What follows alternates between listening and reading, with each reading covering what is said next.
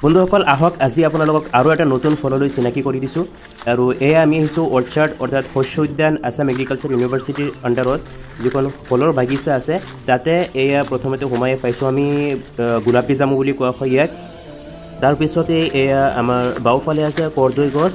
আৰু তাৰ আগতে আকৌ আমি ইয়াৰ গোলাপী জামু তলত চাব পাৰিছে কিমানকেইটা বহু চৰাই চিৰিকটিয়ে খাই পেলাই এনেকৈ পেলাই থৈ দিছে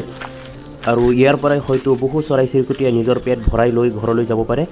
যিটো নেকি আমাৰ সকলোৰে মনত ভাল লগা এটা প্ৰাকৃতিক নেচাৰেল প্ৰক্ৰিয়া। আৰু এইখিনি দেখাৰ পিছতে তাৰপিছতে আমি পামগৈ আপোনালোকক দেখুৱাবলগীয়া আজিৰ ফলটো, সেয়া ৰূপহী থেকেৰাৰ গছ আৰু সেই আগতে আছে ৰূপহী থেকেৰাৰ গছ।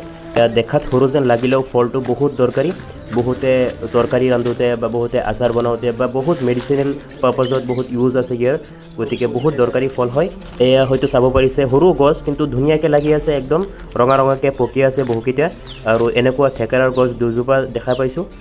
আৰু এজোপা আছে, এয়া এইফালে এজোপা আছে, এইফালৰটো বেছি ভালকৈ পকা নাই যদিও মেচিয়ৰ হৈ গৈছে অলৰেডি। আৰু এয়া আজি আমি আহিছোঁ একমাত্ৰ এজন প্ৰফেচৰ ছাৰে আমাৰ ৰিচাৰ্চ পাৰ্পাছত এইটো নিবলৈ কৈছে যে ৰূপহী থেকেৰাৰ এক্সট্ৰেকশ্যন ওলাই পেলাই তাৰ ওপৰত ৰিচাৰ্চ কৰিব আৰু সেয়া আমি ইয়াক নিবলৈ আহিছোঁ। গতিকে ৰূপহী থেকেৰা আগতে কেতিয়াবা দেখিছেনে বা গছজোপা কেতিয়াবা দেখিছেনে অনুগ্ৰহ কৰি কমেণ্ট বক্সত জনাব আৰু সম্পূৰ্ণ ভিডিঅ'টো চোৱাৰ বাবে সকলোলৈ ধন্যবাদ থাকিল।